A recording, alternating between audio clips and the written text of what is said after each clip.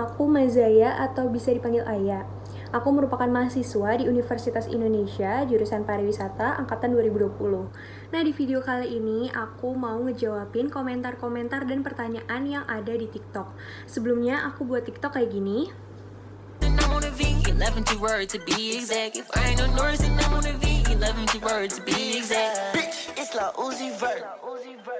Maybach, I'm in the gut and my whip all black. Guess I blend right in, cause my paint on matte. And the shorty on my top, man, she need a backpack. I remember she.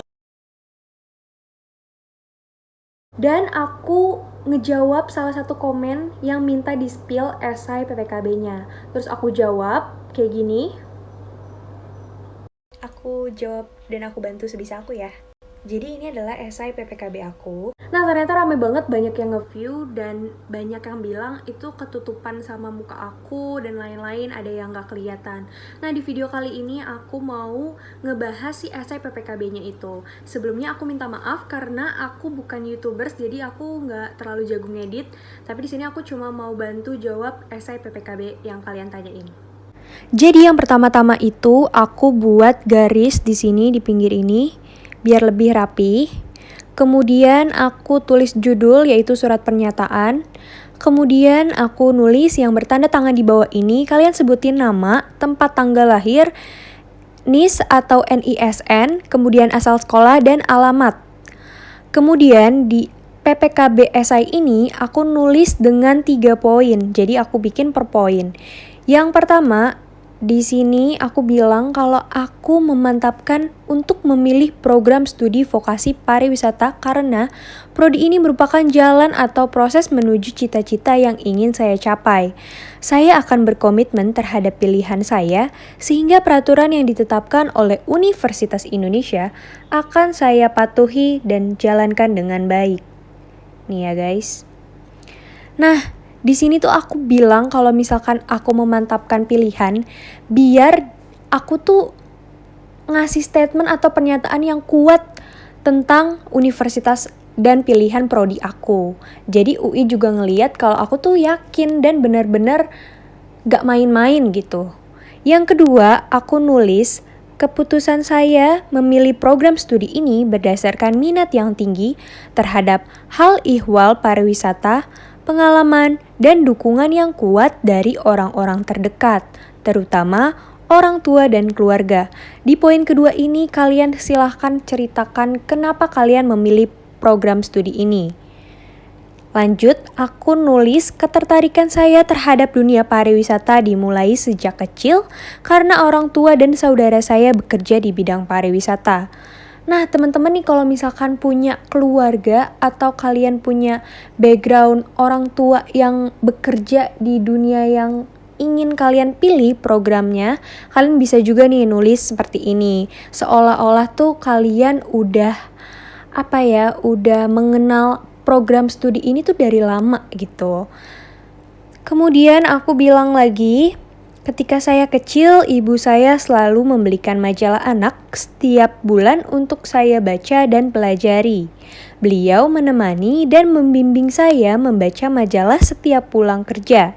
Semakin beranjak dewasa, saya semakin tertarik dengan bahasan mengenai kebudayaan, suku, dan bahasa dalam majalah. Nih ya guys. Karena aku memilih program studi pariwisata, maka aku sangkut pautkan terhadap pengalaman aku. Di sini aku mulai sangkut pautin dengan pengalaman waktu kecil. Kemudian aku bilang lagi, saya merasa senang ketika membaca topik yang berkaitan dengan hal-hal tersebut. Nah, jadi tuh UI tuh udah nih anak tertarik sama pariwisata tuh dari kecil, dari topik-topik yang dia baca gitu. Tidak hanya dari majalah, tetapi saya juga menggali wawasan mengenai dunia pariwisata dari buku dan pengalaman secara langsung, yaitu kegiatan berwisata bersama keluarga. Kami mendatangi beberapa destinasi wisata seperti Anyar, Bandung, Garut, Cirebon, Jogja, Bali, Belitung hingga Singapura dan tempat wisata lainnya. Bahkan ketika ibu saya sedang dinas keluar kota, saya ikut serta untuk menikmati wisata di area tempat beliau bertugas. Nah, di sini aku merasa lumayan bagus kata-katanya, karena aku bilang kayak aku menemani ibu aku ketika sedang dinas di pariwisata. Itu artinya aku tertarik gitu, aku mau tahu dengan pariwisata gitu. Terus saya ikut serta untuk menikmati wisata di area tempat beliau bertugas. Setelah saya mencari tahu tentang jurusan pariwisata, saya merasa tertarik dan ingin menambah wawasan lebih dalam mengenai pariwisata. Jadi jelas, alurnya itu dimulai dari waktu kecil, kemudian lama-lama tertarik dan di situ aku bilang aku tertarik masuk dunia pariwisata. Jadi esainya itu aku buat beralur dan tertata. Kemudian saya selalu menghargai perbedaan yang ada. Menurut saya, perbedaan itulah yang menjadikan negara ini menjadi lebih indah. Lanjut, masuk ke lembar kedua. Di sini aku bilang, saya juga senang berbahasa Inggris sehingga mengambil peminatan bahasa Inggris di SMA. Saya yakin dengan penguasaan bahasa asing, terutama bahasa Inggris yang baik, dapat menjadi bekal untuk mempromosikan wisata Indonesia ke mancanegara mengingat bahasa Inggris merupakan bahasa internasional saat ini. Nah, kebetulan emang beneran aku tuh pas SMA, lintas minatnya itu bahasa Inggris guys. Jadi aku ini anak IPA yang memilih jurusan PPKB Soshum. Aku memilih jurusan pariwisata, dan pariwisata ini masuknya ke Soshum, tapi aku menggunakan rapot IPA. Pada saat IPA aku di sekolah 3 tahun, aku ini nggak ngambil lintas minat sejarah, ekonomi, pokoknya pelajaran-pelajaran IPS tuh aku nggak lintas minat itu, tapi aku justru lintas minat bahasa Inggris, sastra bahasa Inggris. Dan di situ nilai rapot aku lumayan tinggi, makanya di sini aku kayak agak bukan menyombongkan ya, tapi aku kayak bilang gitu ke esai PPKB ini, seperti menjualkan diri aku gitu, bahwa aku nih bisa loh bahasa Inggrisnya, aku juga memilih sastra Inggris dan nilai aku tuh gede gitu. Nah, nilai gede ini kan nanti kan ada di fotokopian atau scanan rapot kita kan, makanya di sini aku biar dia itu ngeh kalau misalkan aku ngambil lintas minat bahasa Inggris, ya aku tulis di esai, aku perkuat gitu. Dan aku sangkut pautin kalau misalkan pariwisata itu dia membutuhkan bahasa Inggris. Kebetulan banget aku lintas minat bahasa Inggris. Aku bilang di sini mengingat bahasa Inggris merupakan bahasa internasional gitu. Poin yang terakhir, yang ketiga, di sini tuh aku bilang saya akan mengimplementasikan ilmu pariwisata yang saya dapatkan apabila saya diberi kesempatan untuk berkuliah di UI untuk bekerja di bidang pariwisata seperti lembaga sertifikasi usaha, baik lokal maupun internasional, industri agen travel, baik sistem online maupun konvensional. Nah, di sini kalian bisa baca ya. Jadi, di poin ketiga ini lebih menjelaskan kalau misalkan kalian kepilih, kalian itu akan apa? Jadi, UI itu tahu kalau kalian itu terarah dan kalian punya plan yang tepat, yang mateng gitu dari awal memilih UI dan program studi ini gitu. Jadi ibaratnya ini kita lagi apa ya, ngasih CV atau lowongan kerjaan gitu. Jadi bayangin kalau UI ini lagi nge-hire kita, dan di sini kita tuh harus kayak seolah-olah kita menjualkan diri kita bahwa kita tuh punya kelebihan, mungkin bahasa Inggris yang baik, komunikasi yang baik, pokoknya sangkut pautin aja sama program studi yang kalian pilih gitu. Nah, di poin kedua tadi itu ceritain kenapa kalian memilih hal tersebut. Poin pertama, mantepin dulu kenapa memilih itu gitu. Dan yang terakhir, aku penutup aja, singkat, demikian surat ini saya tulis secara sadar, secara sadar dan tanpa paksaan apapun. Serta telah disetujui oleh orang tua saya untuk mengikuti PPKB Universitas Indonesia dengan program studi vokasi pariwisata. Atas perhatian Bapak Ibu Panitia Seleksi PPKB Universitas Indonesia, saya mengucapkan terima kasih. Di sini tanda tangan orang tua. Ini aku coret-coret ya karena aku takut disalahgunain tanda tangannya. Dan di sini juga pakai materai. Kebetulan kemarin ada yang nanya di TikTok, wajib pakai materai nggak sih kak? Wajib, karena ini adalah surat pernyataan, jadi kalian harus bertanggung jawab dengan pilihan kalian. Dan gunanya materai itu untuk bertanggung jawab atau untuk memperkuat hal atau surat pernyataan tersebut. Gitu teman-teman. Kak, nge-scan-nya pakai apa? Aku nge-scan pakai aplikasi Cam Scanner, itu tersedia di App Store dan Play Store. Jadi kalian tinggal download aja. Nanti kalian masukin, kalian foto nih rapot kalian foto juga esai PPKB kalian yang udah ditulis tangan. Terus nanti si aplikasi ini bakal nge-scan jadi warna lebih putih dan lebih cerah gitu. Terus kalian PDF-in, kemudian udah di PDF-in, kalian tinggal masukin ke pendaftaran PPKB online-nya itu gitu. Jadi masukin filenya itu dalam bentuk PDF dan sudah di-scan. Terus apa lagi nih ya? Kak, mau nanya, untuk sertifikat prestasinya itu harus lama SMA 3 tahun terakhir atau gimana kak? Harus SMA, jadi jangan kalian itu punya sertifikat pas SMP atau SD terus kalian masukin buat PPKB. Di sini yang dibutuhin itu sertifikat ketika kalian SMA. Jadi SMA ini kalian berprestasi apa gitu.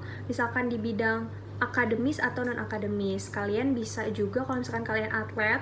Kebetulan aku juga pakai sertifikat regional, nasional dan internasional, bukan akademis. Jadi bukan lomba ilmiah, tapi aku non akademis gitu di bidang olahraga. Terus apa lagi ya? Ini tetap pakai nilai semester 1 sampai 5 nggak sih? Justru PPKB itu utamanya pakai nilai semester 1 sampai 5. Tapi wajib juga menyertakan esai atau surat pernyataan, dan juga kalau misalkan kalian punya, lebih baik kalian masukin sertifikat.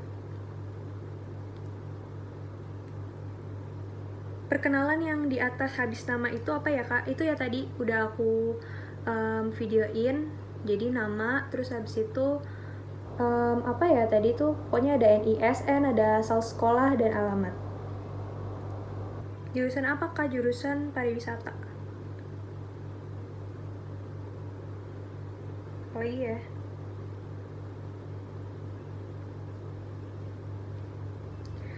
Kak, semesteran PPKB sampai berpuluh-puluh juta nggak? Kamu kuliah di mana semesteran 20-puluhan juta? Kalau semesteran D3 itu aku per semesternya itu 10 juta, tapi uang pangkalnya 11,5 juta. Kalau misalkan kalian PPKB S1 itu bisa jadi juga uang pangkalnya itu 20-an. Itu ada beberapa jurusan yang uang pangkalnya itu sekitar segitu. Tapi untuk semesterannya nggak ada yang puluh-puluhan juta kok. Untuk D4 vokasi yang tahun ini baru dibuka itu juga per semesterannya 15 juta. Jadi nggak nyampe puluhan juta guys. Ya Allah kak, nggak bisa ikut PPKB tahun ini gara-gara nilai aku kurang sama sekolah aku, padahal rata-rata 82-an. Iya kak, sama. Jadi sama sekolah nilai 82 itu katanya nggak bisa daftar PPKB. Jadi menurut sekolah nilai segitu nggak bisa daftar PPKB, dan guru BK aku bilang harus punya nilai prestasi akademik. Emang gitu kak? Setahu aku PPKB tuh 50% gitu kayak SNMPTN. Jadi dia diambil yang nilainya paling gede seangkatan yang mau ikut PPKB. Soalnya di sekolah aku gitu. Betul. Jadi kalau misalkan kalian PPKB, kalian itu misalkan nih kalian dikumpulin satu angkatan terus ditawarin siapa aja yang mau PPKB. Nah, yang nilainya paling tinggi, misalkan si A, si B, si C mau PPKB, yang nilainya paling tinggi itu diduluin. Kenapa? Karena BK ini tuh kayak merekomendasikan anak ini ke UI. Jadi yang mana yang nilainya paling gede, dia kan lebih berpeluang untuk lolos gitu. Jadi BK pun mau yang terbaik ngirim siswa-siswanya itu. Nah, mungkin rata-rata kamu 82 itu kamu kalah saing sama teman-teman kamu yang juga mau PPKB. Mungkin teman-teman kamu ini nilainya rata-ratanya itu lebih tinggi daripada kamu, makanya kamu gak dibolehin daftar. Maksudnya bukan yang gak dibolehin daftar, tapi mengedepankan teman-teman yang nilainya itu di atas kamu dan mau daftar PPKB gitu. Kak, kalau nggak masukin sertifikat lomba sama sekali, tapi coba PPKB aman gak Kak? Atau bakalan buang-buang uang aja? Terus aku jawab kayak gini, kalau coba mah pastinya coba aja ya. Menurut aku mendingan buang uang untuk sebuah peluang. Kuatin nilai rapot dan esai ya. Banyak yang lolos tanpa sertifikat juga kok. Itu jawaban aku. Jadi emang benar. Kalau misalkan kalian gak punya sertifikat sama sekali, itu jangan dijadiin pesimis gitu, jangan dijadiin ya gue gak bakalan tembus atau gue gak bakalan lolos. Sertifikat ini gunanya itu cuma sebagai nilai tambah. Misalnya nilai kamu ini 83 dan nilai si B yang mau daftar prodi persis sama kamu itu juga 83. Kamu ini pakai 3 sertifikat atau 2 sertifikat terserah. Tapi si B ini nggak sama sekali ngasih sertifikat atau dia cuma 1 sertifikat. Maka yang akan menjadi pertimbangan UI, karena nilainya sama persis dan prodinya juga mau dipilih sama persis. Ingat loh, ini tuh PPKB seleksi 1 Indonesia. Jadi kemungkinan ada nilai yang sama kan pasti ada aja gitu. Karena kamu memiliki sertifikat, maka yang akan dipilih bisa jadi kamu gitu. Misalnya sertifikat kamu itu ada 2, kamu apply 2, si B juga apply 2. Nah, yang mana yang bisa kepilih? Itu tergantung sama tingkat sertifikat kamu. Kalau misalkan tingkat sertifikat kamu itu udah internasional atau nasional, sedangkan saingan kamu ini cuma sertifikat se-Jabodetabek, maka yang berkemungkinan lolos adalah kamu. Mengingat nilai rata-rata kalian sama, sertifikat jumlah kalian sama, tapi tingkatan sertifikat kalian itu berbeda. Seperti itu, guys. Kak, yang bisa daftar cuma sekolah undangan apa semua sekolah bisa? Jadi PPKB ini gak semua sekolah bisa PPKB ya guys. Maksudnya PPKB ini undangan dari UI-nya langsung. Jadi UI yang mengundang sekolah, misalkan sekolah aku di SMA yang 31, UI ngasih slot, ngasih kuota itu waktu itu aku 1 angkatan vokasi yang boleh daftar cuma 1 orang seangkatan.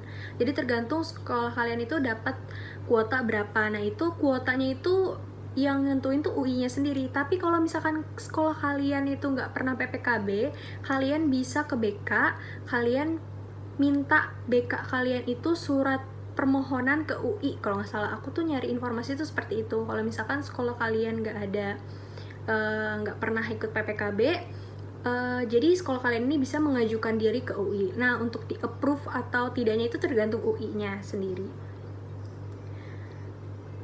Vokasi ada biayanya nggak sih kak? Terus aku jawab, biayanya maksudnya gimana? Maksudnya biaya ya? Terus kata dia, maksudnya beasiswanya kak. Di UI itu banyak beasiswanya, walaupun kalian masuknya itu paralel atau di vokasi itu kan termasuknya paralel, tapi beasiswa di UI itu juga banyak. Nanti mungkin di video lain ya aku bahasnya. Kak, daftar PPKBU itu daftarnya bayar berapa ya? Kalau bayar sekitar berapa? Kalau daftar PPKB UI, daftar bayarnya berapa ya? Kalau bayar sekitar berapaan? Di tahun 2020, biaya PPKB formulirnya itu 750.000. Tapi di sini ada yang komen tahun ini 850.000. Kak, please apa aja sih yang dipelajarin dan wajib banget nggak sih bisa bahasa Inggris? Oh ini mau ngebahas pariwisata ya? Nanti kayaknya aku bahas pariwisatanya di video lain ya guys. Tapi kalian gak harus bisa bahasa Inggris kok di awal masuk gitu. PPKB ada uang pangkalnya nggak? Ada guys.